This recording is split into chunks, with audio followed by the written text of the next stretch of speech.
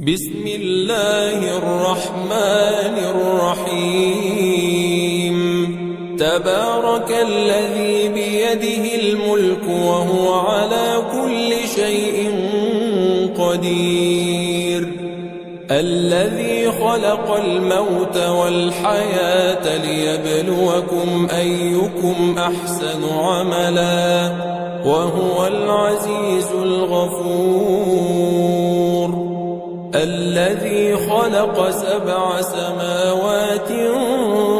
طباقا ما ترى في خلق الرحمن من تفاوت فارجع البصر هل ترى من فطور ثم ارجع البصر كرتين ينقلب إليك البصر خاسئا وهو حسير ولقد زينا السماء الدنيا بمصابيح وجعلناها رجوما للشياطين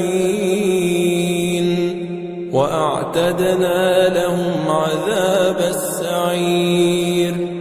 وللذين كفروا بربهم عذاب جهنم وبئس المصير إذا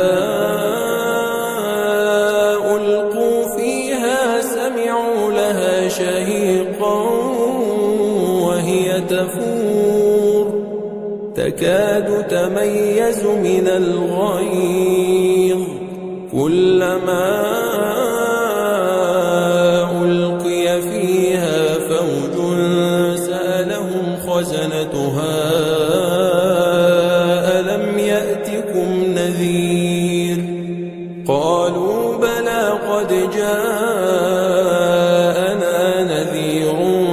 فكذبنا وقلنا ما نزل الله من شيء إن أنتم إلا في ضلال كبير وقالوا لو كنا نسمع أو نعقل ما كنا في أصحاب السعير فاعترفوا بذنبهم فسحقا لأصحاب السعير إن الذين يخشون ربهم بالغيب لهم مغفرة وأجر كبير وأسروا قولكم أو اجهروا به إنه عليم بذات الصدور ألا يعلم من خلق وهو اللطيف الخبير هو الذي جعل لكم الأرض ذلولا فامشوا في مناكبها وكلوا من رزقه وإليه النشور أأمنتم من في السماء أن يخسف بكم الأرض فإذا هي تمور أم أمنتم من في السماء أن يرسل عليكم حاصبا فستعلمون كيف نذير ولقد كذب الذين من قبلهم فكيف كان نكير أولم يروا إلى الطير فوقهم صافات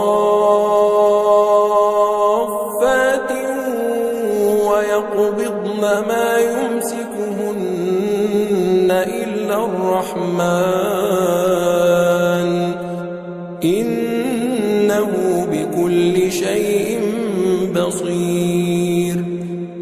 أمن هذا الذي هو جند لكم ينصركم من دون الرحمن الرحمن إن الكافرون إلا في غرور أمن هذا الذي يرزقكم إن أمسك رزقه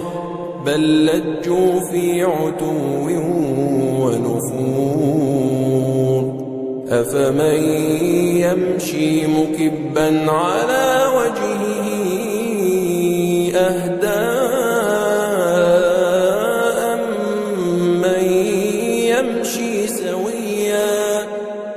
أمن يمشي سويا على صراط مستقيم قل هو الذي أنشأكم وجعل لكم السمع والأبصار والأفئدة قليلا ما تشكرون قل هو الذي ذرأكم في الأرض وإليه تحشرون ويقولون متى هذا الوعد إن كنتم صادقين